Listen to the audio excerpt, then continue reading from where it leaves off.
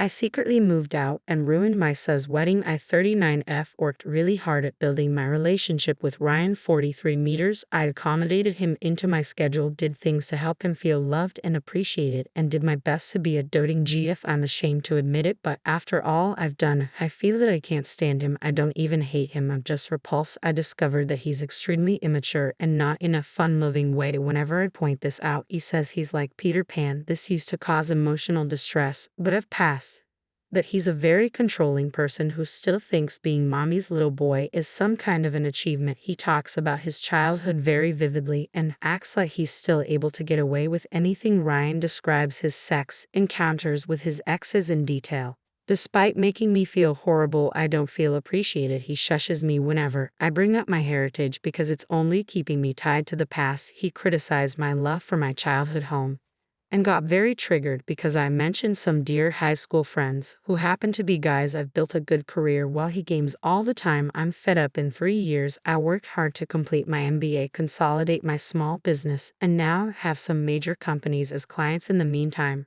Ryan keeps relying on favors to get a job, and he keeps getting fired. I've asked him to control his instinct to get freebies. He's content with getting free stuff instead of actually buying something that he likes. Last summer, he dragged me to a kiosk at the farmer's market because the guy offered him a free sandwich. What's eating me up is that he can't give me a straight answer after I've become suspicious that he lied about his degree. This is very serious because it means that he lied about his prospects and he allowed me to include him in my life, and somehow he's tried to force me to be responsible for him. I was made to believe he had found a job only to find out that he was attending board games tournaments at a local indie gaming shop. My feelings for him have changed since last New Year's Eve when he stood me up to go see his family and I wasn't allowed to join. We had already made plans for a quiet and romantic evening, and I brought the food and the wine, and he waited until 2 p.m. to let me know that I would be spending it alone. He said Mill needed him because NY gives her flashbacks from Phil as background. Phil left her in the 90s and married his mistress in the 2000s. I felt horrible. He knew NY is important to me and that I was looking forward to a romantic evening and that my family lives on the other side of the country.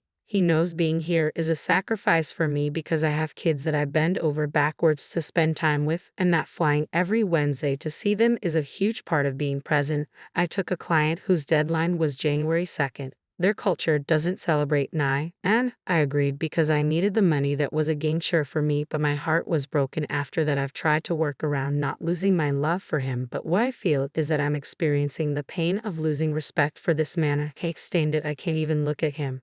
And I feel very guilty because I'm finding my happiness behind his back. I feel like I'm doing something wrong. I constantly make up supposed work schedules just to get away from him. I can't take this anymore. His sister asked me to allow her to have her wedding at my place because she can't afford anything else, and now she's not speaking to me, but she still expects me to host her. I agreed on having the wedding where I live because I thought we could actually get to know each other and it would help to create a good relationship, which is important to me. I don't know if she's not speaking to me because she feels she doesn't need me anymore or because there's something I don't know that's happening. I'm mentioning this because Sil at 41 and Milt at 69 have a history of playing victim, and Sil finds ways to get aggravated constantly. I tried to talk to her. She has simply ignored my calls and my messages. I thought that because of this she had decided to have her wedding elsewhere.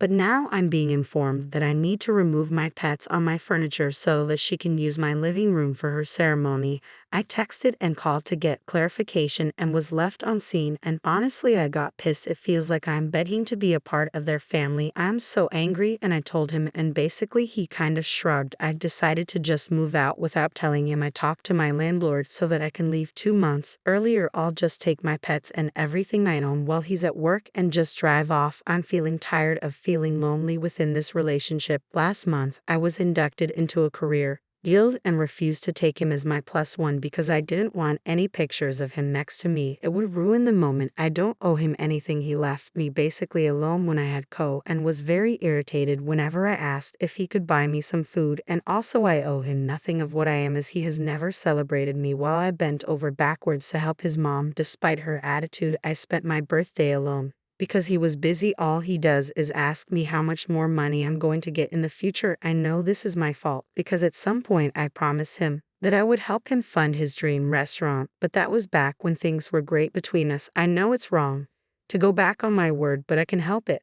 I don't want to be in his future, and I don't want to invest in his life. I'm still down for what I'm doing. I don't know if I'm being in a hole for planning on leaving him without telling him. I just don't want his family to yell at me like they did to my other Sil when she left my brother-in-law. Also, Sil can be very volatile, and both she and M claim they have assaulted people, but I don't know if they are just bragging. He has been asking what's going on because I can barely hide my contempt whenever he tries to initiate a conversation about helping him create a business. I'm fed up with having to listen to his insistent questions that are making me feel very uncomfortable. I told him I'm not an insistent person. I didn't harass him to come to my place when he stood me up on night.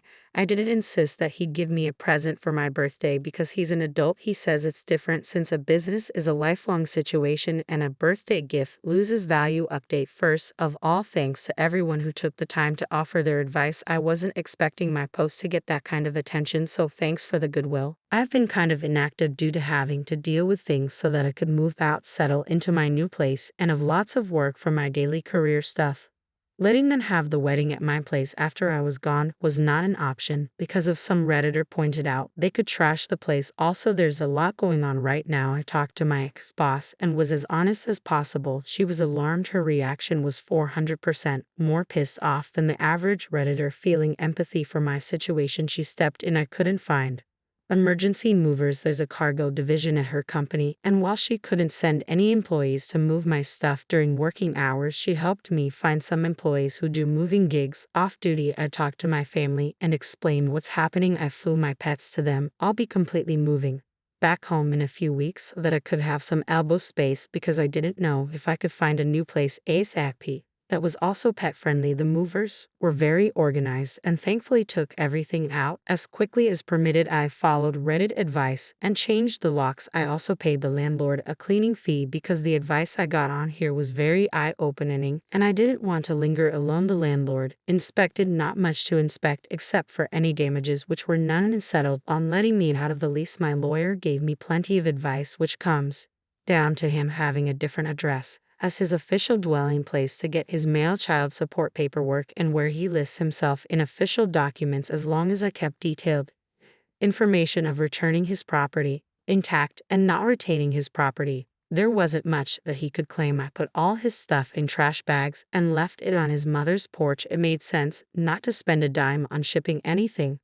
I recorded everything and took inventory. Nothing was damaged or broken, and my lawyer has records. My best friend is Gold Rena 41. She dropped everything and had her foot up my ass, telling me off for allowing you to get this far in terms of treating me badly. She also arranged for me to stay with her boyfriend's mom for a few days until the new place that I applied to sent me notice. All I needed was a room with a bathroom or something. I couldn't deal with putting all my furniture up again as I'm leaving the area soon. I'm paying rent at her Mills house, although it's 3 hours away from my office and it's not feasible for the long term, so I'm going to my office 2x a week and doing the rest via video call. Whatever I do, I won't be going back to town. My former boss says she is concerned and helped me get a small office space meeting room for obligatory face meetings that I can do within a 1-hour distance ratio. I'm extremely grateful because I know she's not obligated. She was always a boss when she was my supervisor way back when, but with what she's done for me, I would call her Casey and feel like it's real. Day Mill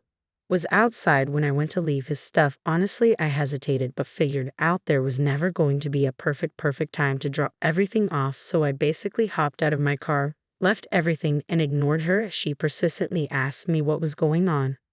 I avoided making eye contact and it was very uncomfortable. He called me and claimed what I did was petty and unjustified. He said he would come to my place so that we could talk. I clarified nothing. If he was gaslighting me, then he deserves to drive all the way only not to be able to get in. He called me at night again saying his key wasn't working. I said he's damn right, and I informed him that I no longer live there. I don't need to describe the show because I'm pretty sure it's universal to abusive partners. First he was aggravated, then he demanded that I show up, then he tried to pin his family's well-being on me. I said Sil never replied to my messages and she can have her wedding elsewhere. I kept my cool as my best friend suggested just to spite him. He was livid and went from confused to angry to lying about me using him. I did talk to Sil and had a surprisingly civilized conversation that amounted to nothing because 2 hours later she and Ryan's cousins started spamming my phone. But that day during the afternoon, I was pissed enough when she had her groom, Palmy, I'll call him George and 41 George. And I have never had a real relationship. We never really talked during family events, and we didn't even have each other on social media. He's a mellow guy, kind of a Pink Panther personality, slow walking, won't mess with anyone, very quiet. I was 50-50, surprised at his attitude, but not entirely taken aback. I understand he was told differently about the venue, so basically he thought I'd just upped and left out of jealousy as spite against Ryan and his family. I also got very triggered when I heard him repeating baseless stuff about me. I understand it was him innocently passing on gossip thinking it was true, but it just made me angry. I'm not proud of this.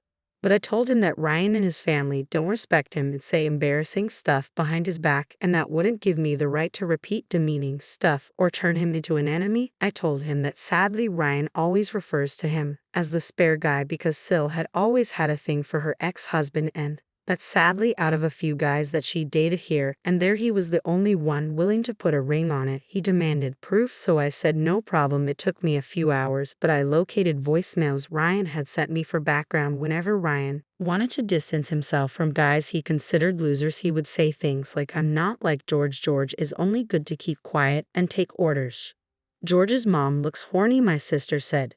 George could barely get it up and he need a pill. George was acting out, but you know my sister, she threatened to leave him and he got scared again. I'm not happy with what I did, but I was insulted that someone who never even talked had the G to come at me. TBH. This didn't really deter him. I had him on speaker while at a parking lot while Rena and I were having lunch. Rena got pissed by George persisting, but we finally understood what was going on when he claimed that I took their money. It turns out that he supposedly has given Sal some kind of a deposit because I have allegedly demanded to get paid for the use of my place. This never happened. It didn't make sense. I was asked to help because they were broke. I never asked for money. Rena made herself apparent on the call, and it was funny because when George asked who she was like, don't worry about it. So she said that he was out of line, but because he was being stubborn and we both believed he wasn't to blame, she said we should have a call. George sounded confident that he was in the right, and about a minute later, I got an invite for a chat group. Show number 2 was horrible but necessary. I know I stooped a bit low, but I'm satisfied to have followed Reddit advice about burning the bridge and poisoning the water. I added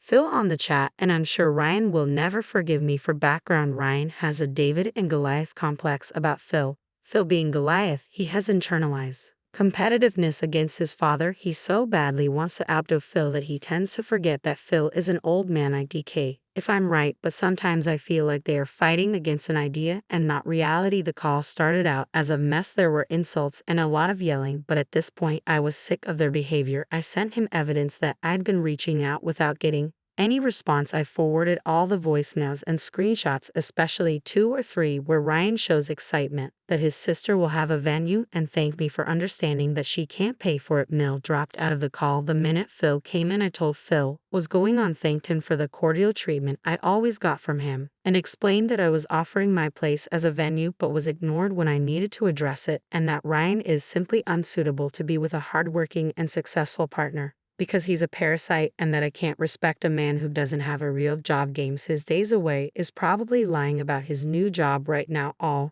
Ryan said was wow, and that I was insulting him. And it gets worse. Phil gets constantly demonized for having dumped Mill, and he starts talking very sternly about feeling confused and disappointed about all this wedding stuff. He and Ryan got into an argument, and S started yelling despite me disliking Ryan because of everything that he did. Hearing Phil calling him a source of embarrassment felt kind of heavy. Phil says he is fed up with all his children, and that despite knowing his children resent him, he did gives $2,000 as a gift to pay some off debt or use it for the wedding, but she should use it all up on outings and good times instead, and that his blood boiled every time he saw her FB posts. I don't have much information on this. I just know that George was super thrown off by this and kept asking and asking about it. He sounded confused, just like when someone has been denied some resources readily available, but I could be wrong. Phil said he expected his money back because he was fed up with all the drama, and said that if this was going to keep on happening, please don't come to me when you get a divorce. Phil told Sil to just stop listening to Ryan already because he's unhelpable and can't be of help to anyone because he's both dumb and greedy.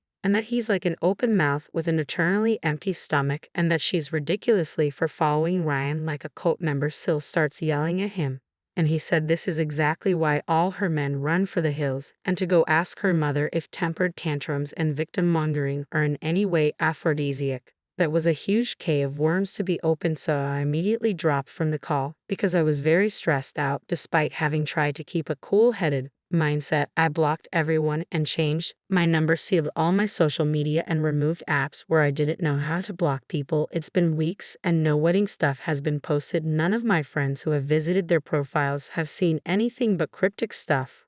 Written by George. I cannot guarantee the wedding did not take place, but it doesn't look like it. Also, I agree with some replies about having a court wedding. They could have done that for additional clarification. I wanted Phil to know everything because he was quite often the inky friendly face in that family, and I didn't want to leave without having him understand the truth. He was decent, and I didn't want him to think that I'm some kind of a witch who ruined his daughter's wedding for shits and giggles. Thanks again.